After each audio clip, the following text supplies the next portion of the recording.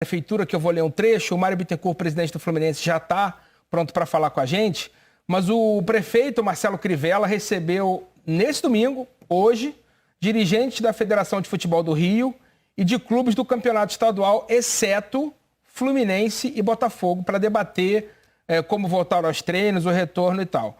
Aí teve um acordo lá, a adoção de um protocolo de segurança, que na fase inicial os clubes permaneçam apenas com fisioterapia, reabilitação muscular, fisioterapia, etc. e tal. Treino coletivo e rachão só a partir de junho.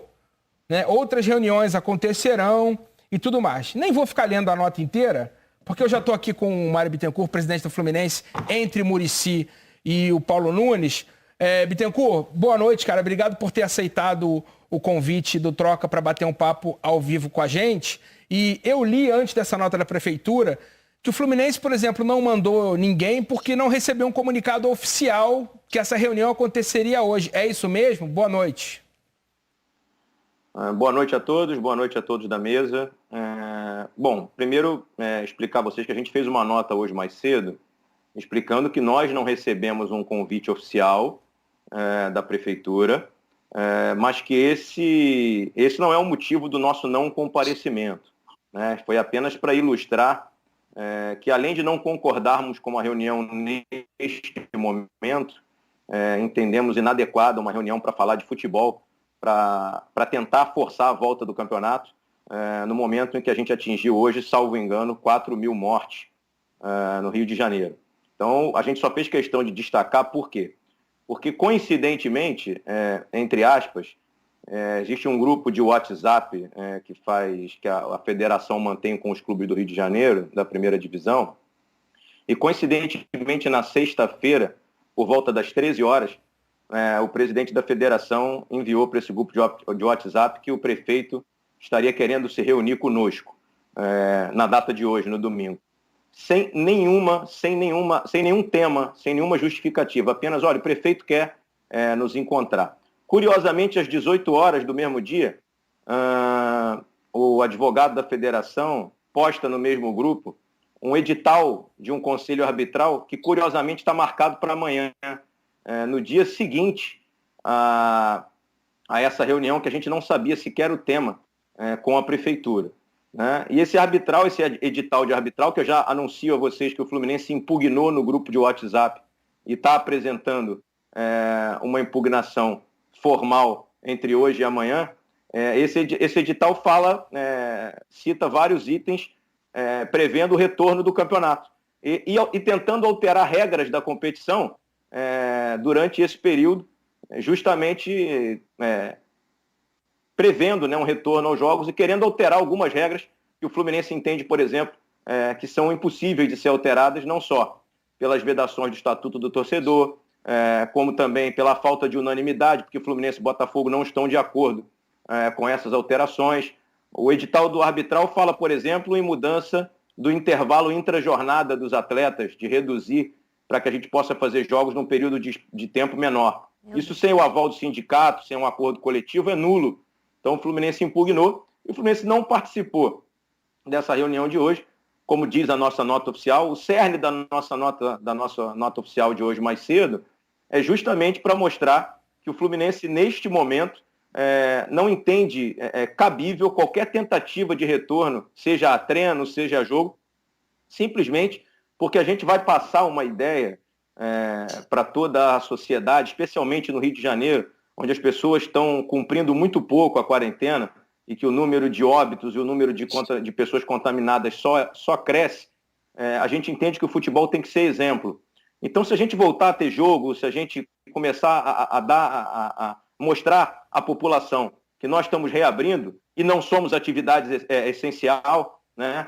Eu outro dia vi uma discussão aqui do presidente do Vasco com vocês, onde ele questionava vocês por que vocês estariam trabalhando no estúdio. A imprensa é considerada atividade essencial, né? E vocês estão trabalhando num distanciamento aí nítido, que não coloca vocês em risco, né? Mas atletas disputando a bola dentro da área, num escanteio, por exemplo, estarão com possibilidade enorme de se contaminar.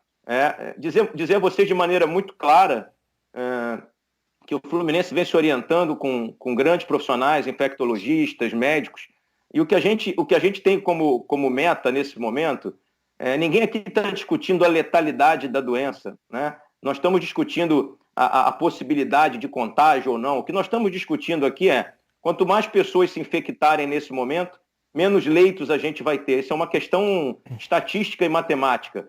E todos os lugares do mundo em que flexibilizaram antes do tempo, a curva voltou a subir, que foi o caso do Irã, por exemplo.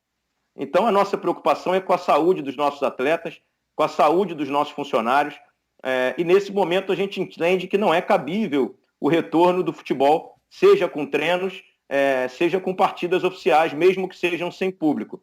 Imagine vocês, a gente já tem notícias aqui no Rio de Janeiro, de que os CTIs, né, os leitos dos hospitais particulares, eles começam já a ter realmente um desafogo. Entretanto, que o hospital de campanha do Maracanã e muitos outros que sequer foram entregues estão com superlotação. Né? E a gente pensa que o seguinte, as comunidades mais carentes, as pessoas... O Rio de Janeiro, historicamente, tem 20% da sua população residindo em favelas, em comunidades com pouca estrutura, né? E a gente sabe que essas pessoas estão com dificuldade de cumprir o isolamento. Se começa a passar jogo de futebol em bar, em boteco, as pessoas inevitavelmente, mesmo que de máscara, vão se reunir, vão comemorar gol, vão se abraçar.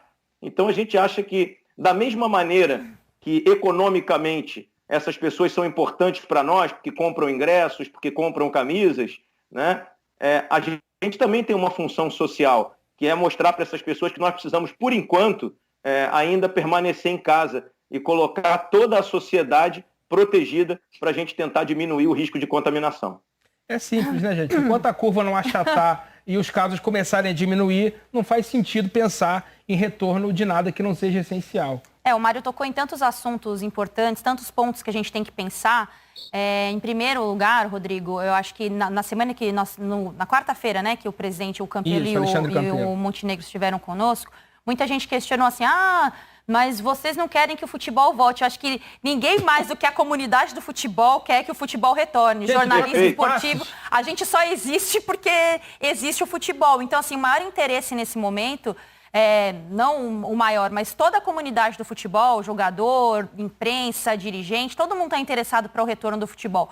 Porém, o retorno do futebol nesse momento se mostra de um egoísmo tão grande, e eu fico tão surpresa com as manifestações do prefeito, o do Marcelo Crivella, perdão, em relação às determinações que ele passou para que retorne o futebol no Rio de Janeiro. Tem uma matéria assinada de hoje no Globoesporte.com, Débora Gares, Felipe Schmidt, Gustavo Garcia, Vicente Cedo. Tem uma galera do Globo Esporte que eles assinam a matéria sobre essa reunião que aconteceu no Rio Centro, com determinações do prefeito, como que se deve se dar esse retorno dos jogos. Prefeito, olha como é que está o Rio de Janeiro, bateu recorde de mortes por conta de uma pandemia. Que cabeça que o prefeito tem para decidir sobre o futebol? É isso que me surpreende, Rodrigo. É isso que me chama a atenção. Então, assim, a gente está aqui reunido para falar do óbvio. Falar que não é o momento para o retorno do futebol. Não é que a gente não quer que volte o futebol, muito pelo contrário. Não, troca vive de jogo, é um programa pós-jogo. A gente está aqui falando de outras coisas porque não tem jogo. Então achar que a gente não quer o retorno do futebol é um negócio muito esquisito. Pois não, Bittencourt? Ana, assim, o que você falou, eu tenho até outras informações oriundas dessa reunião, de que inclusive o prefeito teria feito uma explanação anterior aos clubes, dizendo que a equipe científica dele vinha encontrando dificuldades para essa liberação, justamente pelo que você falou, pela quantidade de mortes. E queria pontuar uma situação aqui importante. O presidente Landim, do Flamengo, e o presidente Campelo foram a Brasília em movimentos individuais deles, tá? O Fluminense não sabia daquela ida e, se soubesse, obviamente não concordaria, mas eu não tenho que concordar com a decisão dos outros clubes. Eu tomo conta do meu clube, da minha comunidade aqui, e tento contribuir com a sociedade do futebol. E aí hoje, parece que numa matéria do GE, o Campelo teria dito que eu não fui à reunião e o presidente do Botafogo também, porque nós não queríamos nos expor. Então eu queria aproveitar aqui o espaço para responder ao presidente do Vasco, para dizer que, na verdade, a gente não quer expor os nossos funcionários e os nossos atletas a um risco de contágio grande no momento de alta da curva, e que eu também não quero me misturar. Na verdade, eu não fui, não é porque eu não quero me expor, é porque eu não quero me misturar a esse tipo de atitude que eu considero, neste exato momento, uma atitude sem nenhum propósito, um desrespeito. Eu não vou citar nomes, mas nós temos várias pessoas, sócios do clube, pessoas de idade que frequentavam o clube, parentes de amigos que perderam as suas vidas para a Covid-19. Repito, óbvio que a taxa de letalidade da doença, quando a gente tiver controle, ela não será uma taxa de letalidade alta lá na frente. Óbvio que quando a gente voltar a jogar futebol, a gente vai continuar convivendo com o vírus até que tenha uma vacina. Tudo isso é óbvio. Então, que nós queremos voltar a jogar futebol em algum momento, isso é verdade. Como vocês falaram, vocês dependem do futebol e os funcionários do Fluminense também, os jogadores, né? Eu sou presidente do clube. Mas o que a gente diz hoje, inclusive, na nossa nota oficial? Enquanto não tem futebol, nós estamos tentando buscar outro caminho.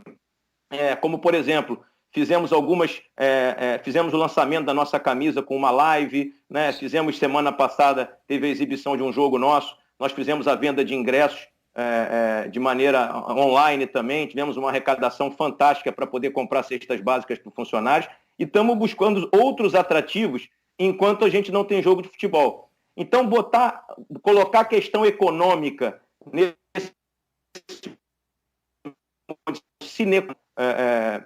para o retorno dos jogos, eu, sinceramente, toda a sociedade...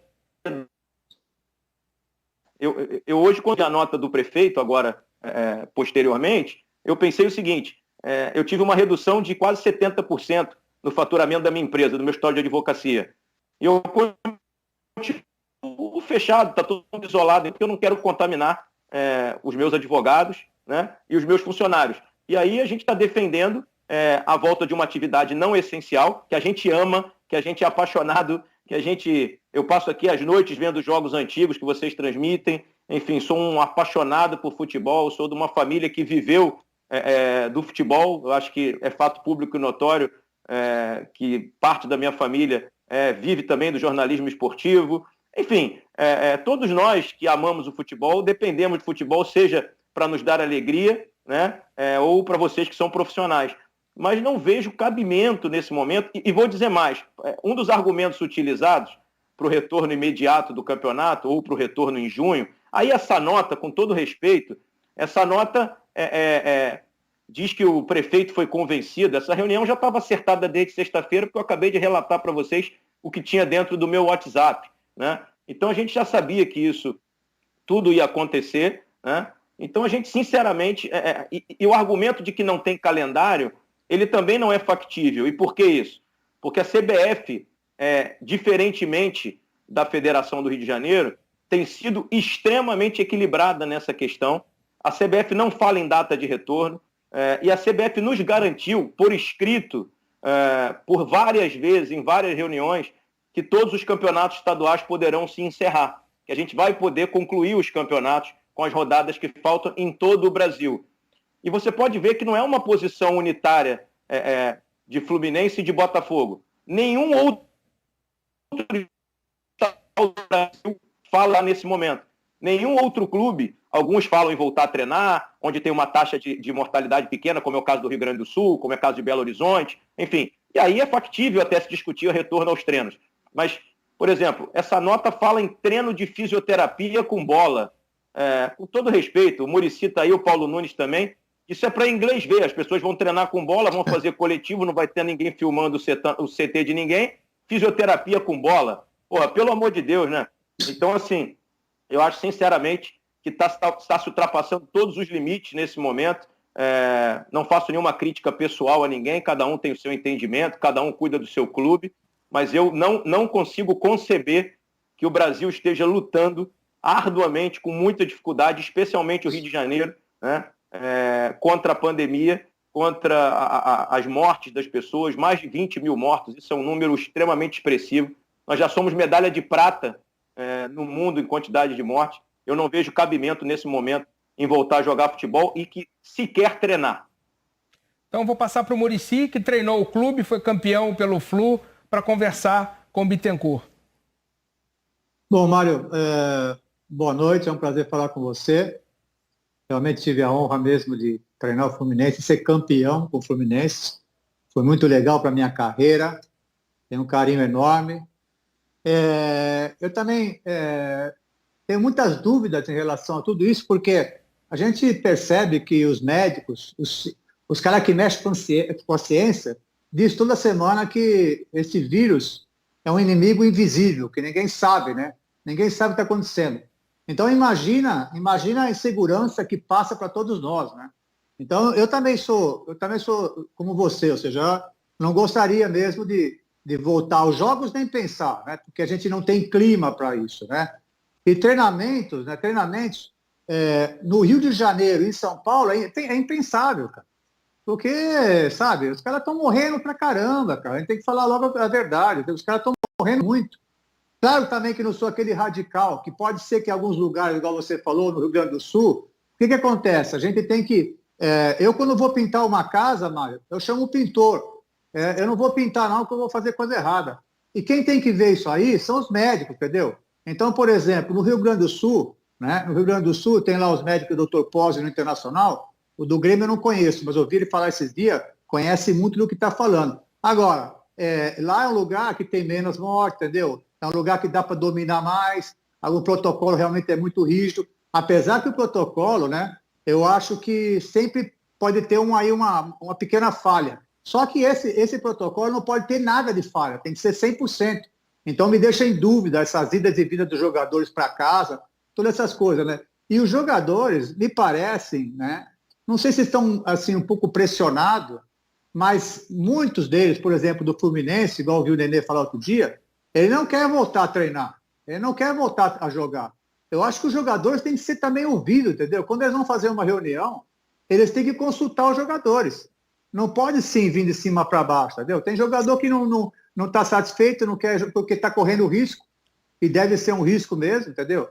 Então, eu também sou de acordo com você em termos, né? Eu acho que não tem que ser tão radical. Agora, no Rio de Janeiro e em São Paulo é impossível ter futebol, né? Mesmo porque também não tem clima para nada, não tem segurança para nada. Tá? Agora, a minha preocupação é com os jogadores mesmo. E esse negócio, eu queria fazer uma pergunta já para dentro do campo, Mário. Claro que isso mais na frente, né? Isso já pensando no brasileiro mais na frente, que você está falando aí. Você acha que o Fluminense, né, vai ter muita desvantagem em relação aos outros clubes que estão voltando antes ao futebol? Isso, volto a repetir, não é agora.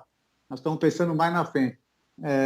Qual a conversa que você está tendo com a comissão técnica do Fluminense? Qual que é o pensamento mesmo, assim, de um futuro planejamento para o Fluminense em termos de jogos? Bom, Muricy, boa noite.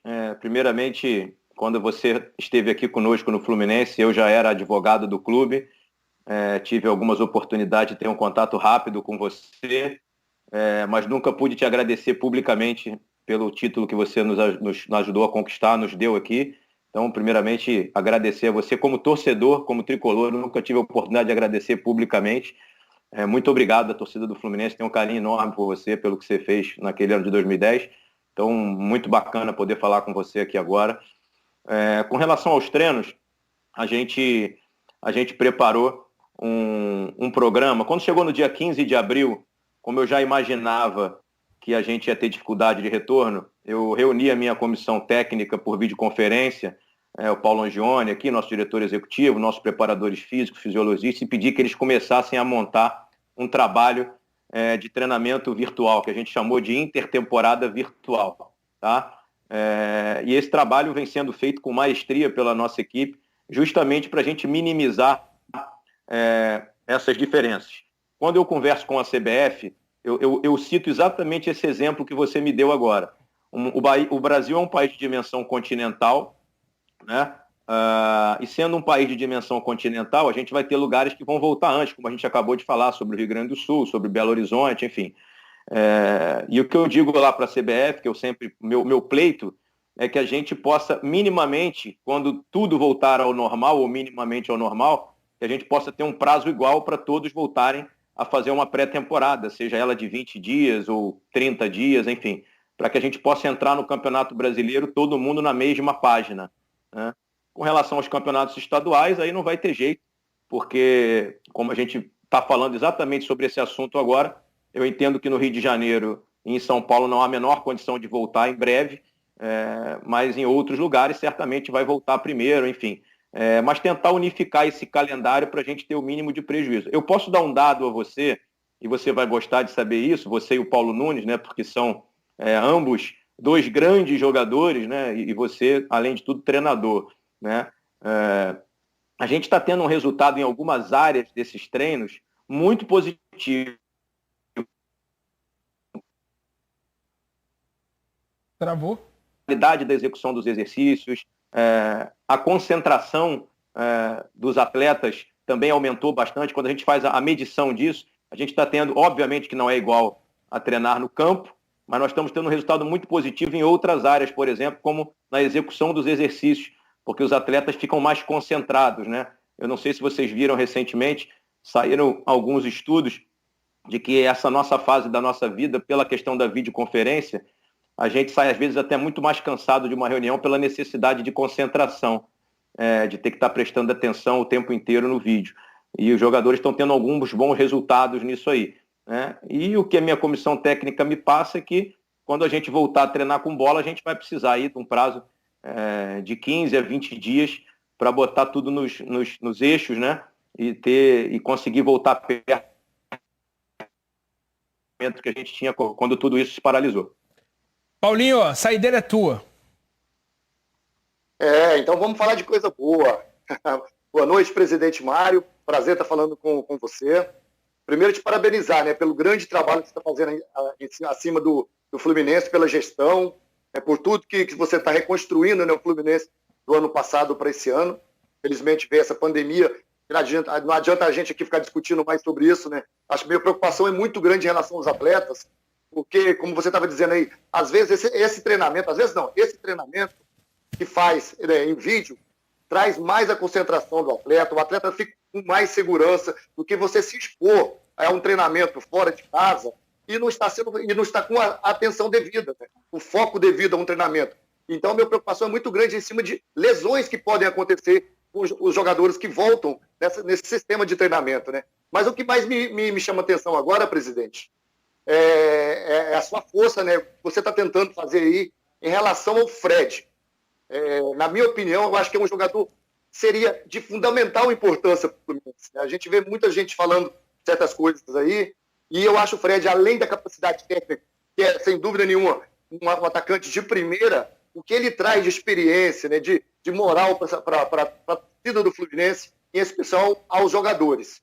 E aí eu vi num vídeo, eu acompanhei meu grande amigo Fred um tempo atrás, ele pedindo para sua filha Juliana, né, para levar o titio para Laranjeiras. Esse pedido foi aceito, presidente? Ô, Paulo, prazer falar contigo. O Fred é um grande ídolo da história do Fluminense. Numa eleição recente, o Castilho foi eleito o maior jogador da história do clube, né, que dá o nome ao nosso centro de treinamento, Carlos Castilho, e o Fred ficou em segundo lugar numa eleição dos 30 maiores jogadores da história do clube. Eu diria que da história recente, né, essa história que tem rede social, que tem internet, enfim, o Fred é o jogador que mais se destacou no Fluminense nos últimos anos, é um dos maiores artilheiros da história do clube, bicampeão brasileiro, tem uma história linda conosco, é uma pessoa que eu tenho uma relação independente dessa questão do Fluminense, assim, nós temos uma amizade fraterna, assim, nos falamos com frequência, mesmo nos períodos em que ele estava jogando em outros clubes. Eu já disse isso várias vezes, e já disse ao nosso torcedor e a outros jornalistas em outras situações que a gente tem uma conversa com ele muito bem encaminhada. Ele ainda tem uma questão, ele tem uma liminar hoje que o libera para se contratar com qualquer clube, é uma liminar que ele conquistou lá saindo do Cruzeiro, né?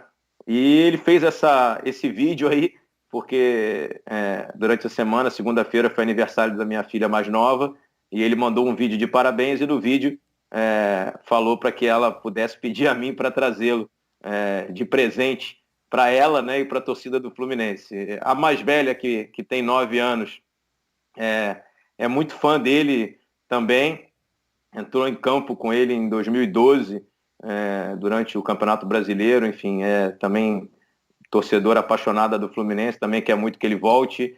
A família toda, ele até no vídeo fala sobre a minha família, assim, todos nós queremos, a família tricolor quer que ele retorne, e o que eu tenho dito a todos nós é que nós não podemos tirar os nossos pés do chão, especialmente com relação à questão financeira, mas é fato público e notório que depois daquele vídeo a gente iniciou algumas conversas, né, com o staff dele. Já vinha conversando com o staff antes, agora iniciei as conversas diretamente com ele também, pensando numa possibilidade de retorno, mas que ele entenda a situação do Fluminense é completamente diferente daquela época em que o Muricy foi treinador, enfim, que ele foi bicampeão brasileiro. Nós estamos num trabalho muito árduo aqui, de reconstrução. A dívida do clube é muito grande e nós não vamos estourar o nosso orçamento, o que a gente imaginou para esse ano.